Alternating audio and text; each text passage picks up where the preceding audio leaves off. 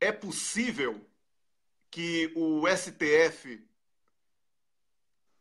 pegue um plebiscito onde o povo, a vontade soberana do povo, decidiu por 2 vezes pelo presidencialismo e jogue isso na lata do lixo e imponha esse parlamentarismo tabajara, professor? É, evidentemente é totalmente absurdo, não há nenhum fundamento jurídico, muito menos constitucional. E por que isso? Porque a Constituição de 88, ela estabeleceu uma definição sobre monarquia ou república e parlamentarismo, o presidencialismo, para 5 anos depois da entrada em vigor da Constituição. E isso ocorreu em 1993, um referendo. Nesse referendo se definiu pelo presidencialismo a maioria do povo brasileiro. O que é que significa isso? Uma mudança desse tipo em face da Constituição de 88 para superar esse plebiscito, mais adequadamente esse referendo, porque havia um aspecto normativo, exige uma nova consulta popular. Então, não se pode apenas por uma emenda do Congresso, com uma decisão do Supremo que vá determinar que o Congresso possa realizar isso por uma mera emenda constitucional. Isso não é de acordo com a ordem constitucional.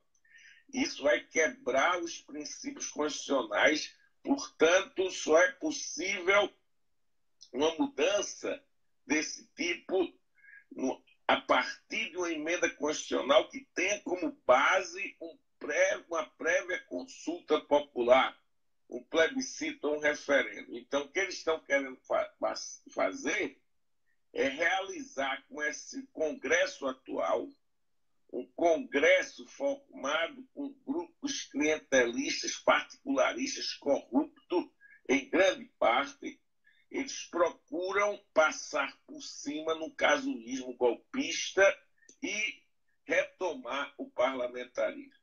E aí eu não vou entrar no mérito por enquanto, mas no decorrer do debate nós podemos entrar no mérito também. Mas do ponto de vista da constitucionalidade, isso é um absurdo, é mais um ato, uma tentativa, numa ação antiga que já estava há 20 anos guardada. Se retirou esta ação, de repente, para que haja uma votação determinando a possibilidade dessa mudança pelo Congresso. Isso é mais um golpe, é uma tendência, um novo golpe dentro do golpe judicial parlamentar, com apoio da nossa mídia golpista. Isso é o que ocorre. Não há outra linguagem. É inconstitucional, é contra a ordem jurídica brasileira. Então, esse é o primeiro ponto. Professor, eu queria fazer uma pergunta agora. O senhor poderia explicar para quem está nos ouvindo, que não tem especialidade de teoria geral do Estado, né, que não tem esse conhecimento, qual que seria a diferença fundamental no aspecto institucional, no aspecto político, se houvesse essa mudança do regime do sistema presidencialista para o parlamentarismo? Vejam bem, nós temos, é claro, vários tipos de parlamentarismo de graus diversos. O presidencialismo, o presidente, não é apenas um símbolo da unidade nacional. Por exemplo, no caso da Alemanha, o presidente tem um papel mais do que seria a rainha na Inglaterra. E o primeiro-ministro, que surge da maioria parlamentar, que é escolhido pela maioria parlamentar, ele é quem governa realmente. E aí, ele depende da confiança parlamentar. Ele é formado pela maioria e se ele não encontra, se ele não mantém as exigências da maioria, ele poderá receber o voto de censura e ser destituído do cargo. Sendo destituído, pode ter duas opções. Ou pode ocorrer um novo primeiro-ministro ser escolhido, ou pode, na incapacidade do Congresso, por uma fragmentação determinada, não conseguir estabelecer uma maioria, o presidente, aí entra o presidente, ele pode convocar uma nova eleição para formar uma nova maioria. Esse é o modelo no parlamentarismo. Então, no presidencialismo, não. O presidente é eleito para governar e não apenas para ser um símbolo para praticar certos atos mais formais e simbólicos da estrutura do Estado. Porém, há parlamentarismos que são o que se chama semi-parlamentarismo, como Portugal e França. Nesse caso, o presidente ainda mantém alguns poderes de natureza política na condução de certos fins do Estado, mas praticamente a administração pública fica na mão do primeiro-ministro. Parece-me que o que eles querem é o modelo semi-parlamentar, que enfraqueceria enormemente o poder do presidente da República e fortificaria o Congresso nesse conjunto de matérias da administração pública, e isso, no caso brasileiro, é algo, dentro desse casuísmo, muito perigoso. E eu poderia explicar depois. Então, resumindo, presidencialismo, o presidente, a separação de poderes é bem clara. O presidente é chefe do executivo, chefe de Estado e chefe de governo, nós dizemos. Enquanto no parlamentarismo, o presidente é chefe de Estado, mas não é chefe de governo. Quem é o chefe do governo e, portanto, conduz a coisa pública no dia a dia é o primeiro-ministro escolhido pela maioria do parlamento. E quando há o semi-parlamentarismo, o presidente ainda mantém algumas funções de governo, porém toda a estrutura do cotidiano do governo, da administração pública, é vinculada ao primeiro-ministro, ao presidente do Conselho de Ministros, conforme a nomenclatura que se usa. Então, esse é o ponto fundamental. A pergunta: quem estaria governando o país hoje com o parlamentarismo e quem teria governado no período que Lula foi presidente? Essa é a pergunta que cabe nesse novo casuísmo. Muito bem lembrado, o professor Wellington vai fazer uma pergunta, mas só para respondendo parcialmente essa pergunta que o senhor coloca, no último período do governo Lula, quem era o presidente da Câmara era justamente Michel Temer. Então, como você colocava, Lula seria presidente, mas o simbólico, mas quem mandaria de fato, por exemplo, no final do governo Lula seria Michel Temer. O Wellington vai fazer uma pergunta. Sim. Fala, Wellington. Pois é, estamos falando com o professor titular de Direito Público da Faculdade de Direito da Universidade de Brasília, Marcelo Neves. Estou ouvindo, não, eu estou ouvindo. Que comenta o parlamentarismo como um novo golpe. Alô? Oi. Professor. Alô? Professor, está me ouvindo? Está me ouvindo? Aí, voltou. Agora eu estou ouvindo a Wellington. Pode falar, Wellington. É baixinho mesmo. Qualquer coisa, o Rômulo repete a pergunta aí, tá bom? Sim. Professor. Sim. Professor, o senhor falou aí do Lula, era exatamente isso que eu iria falar. O senhor vê essa tentativa de tirar poderes do presidente da República como um atalho para que, na impossibilidade de tirar Lula do páreo eleitoral, ele chegando ao poder, ele seja uma rainha da Inglaterra no Brasil? Claro que eles podem tentar inconstitucionalmente uma quebra constitucional, uma ruptura, mais uma ruptura constitucional, conseguir isso. E aí a gente vai pensar quem é que vai ser, é claro que vai depender de como vai ser regulado isso. Mas quem vai ser o primeiro-ministro? Hoje, há pouco tempo atrás, seria Eduardo Cunha, porque ele tinha grande maioria no Congresso, e os senados são poucos, então ele teria condições de ser o presidente da República. Hoje seria o Maia o primeiro-ministro. Então nós estaríamos sempre dependendo de uma maioria congressual muito problemática no contexto do modelo eleitoral brasileiro. E coroa ficaria realmente como a rainha da Inglaterra. Então, imagine o parlamentarismo aprovado. Pensemos no parlamentarismo sem distinguir aqui do semi-parlamentarismo.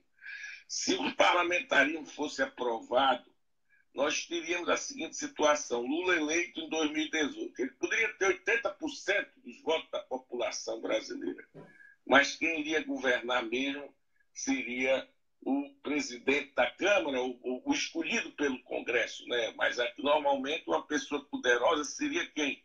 Seria um Jucá da vida, seria um Eduardo Cunha, seria um Maia, quer dizer, quem não está preso ainda, né? Quer dizer, seria uma dessas pessoas que governaria o Brasil. Ou talvez o próprio Temer, escolhido pelo Congresso, pela maioria, continuaria no poder.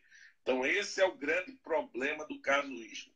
Não é, eu deixo claro, que o parlamentarismo em si é algo ruim. Não, de jeito nenhum. É um problema que o parlamentarismo é criado, quer dizer, é recorrido no Brasil casuisticamente, desde 63, de 63. Eu acompanhei o debate de 63, mas o Congresso tinha um nível muito elevado.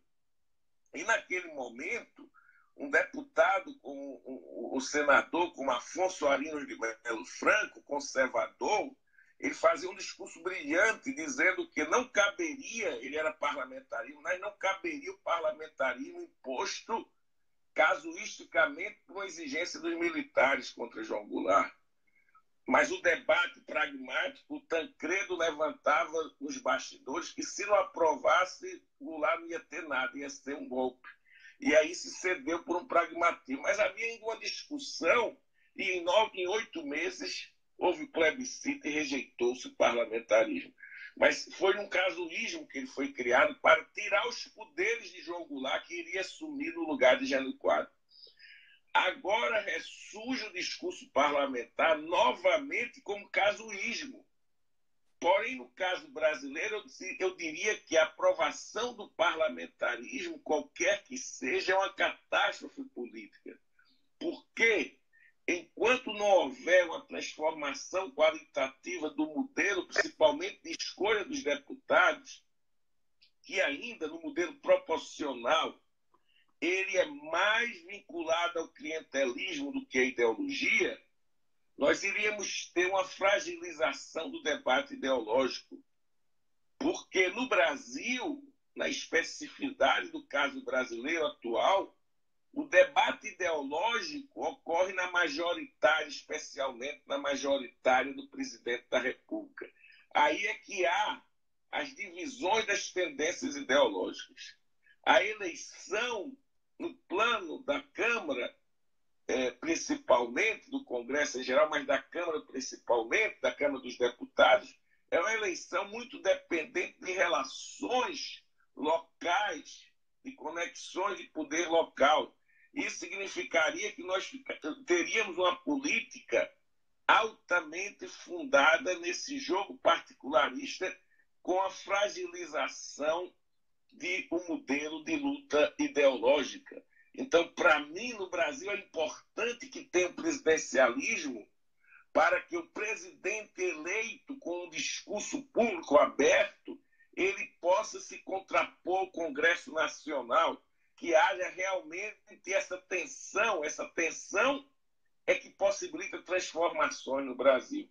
Se a gente se acomodar no parlamentarismo, não terá um contraponto de poder ao Congresso Nacional. E isso será realmente a manutenção do status quo por um tempo indeterminado. O status quo conservador, escravocrata, misógino, paulistano, e tudo aquilo que tem de concentração regional, concentração de poder de gênero, concentração étnica, branco dos olhos azuis. Quer dizer, isso é que vai prevalecer contra e também um tipo de poder classista vinculado a particularismo muito forte. Então, nesse sentido, seria catastrófico um parlamentarismo, ou mesmo semi-parlamentarismo, no caso brasileiro atual. Então, essa é a minha posição. e eu penso que eu votei em 93 contra o parlamentarismo. Eu vi intelectuais de muito nível, mesmo de esquerda, empolgados, sem entender o contexto brasileiro.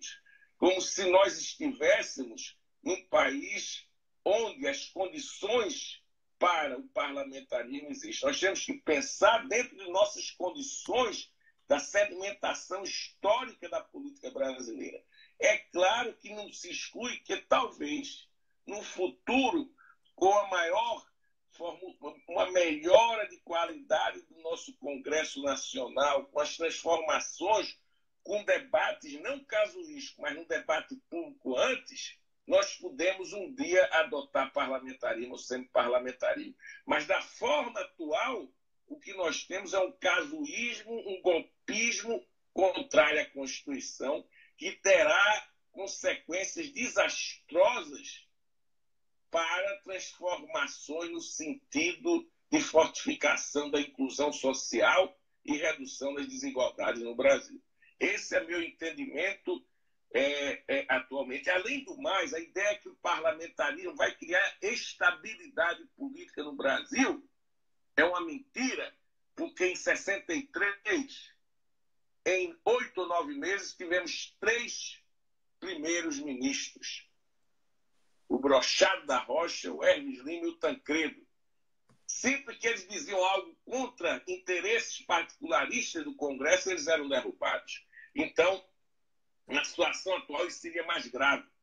A cada nova votação, os grupos clientelistas, o baixo clero organizado, poderá derrubar o primeiro-ministro sem não ceder a concessões. E isso será catastrófico também no ponto de vista da estabilidade política. Professor, perfeita. A gente acabou tendo uma aula aqui sobre teoria geral do Estado, sobre o contexto brasileiro. Eu queria agradecer a sua participação, especialmente a deferência de ter acordado tão cedo para falar com a gente. E eu queria deixar desde já no ar o convite para o senhor retornar uma próxima vez para elevar novamente o nível do debate aqui no programa. O Wellington quer falar com o senhor. Fala, Wellington. Olha, tá aqui, eu prefiro até que a gente promova um debate num domingo, tá? Num live especial, porque essa aula que foi dada aqui hoje, ela tem que ser repetida para muito mais gente. Espetacular, professor. Eu estou realmente impressionado com a sua explanação, porque eu tenho lido muito, mas eu não sou da área de direito. O Rômulo é advogado, sabe muito mais do que eu. Mas hoje o senhor pegou no contexto histórico e trouxe exatamente para aquela nossa preocupação, que essa tentativa de impor o parlamentarismo é um recurso que volta sempre que existe um golpe, que a democracia no Brasil está ameaçada, e o senhor deixou isso com muita clareza para o nosso público. Muito obrigado mesmo por esse esclarecimento. Eu agradeço pelo convite, Wellington e Rômulo, e estou à disposição para outros encontros aí, para a gente debater e também apresentar críticas e buscar caminhos contra realmente o que eu diria um governo quadrilha, uma verdadeira quadrilha que está nos governando. É um choque que se retire uma presidente honesta, uma pessoa correta, com todos os limites e críticas que elas mereçam, não se justificou juridicamente de maneira nenhuma o impeachment.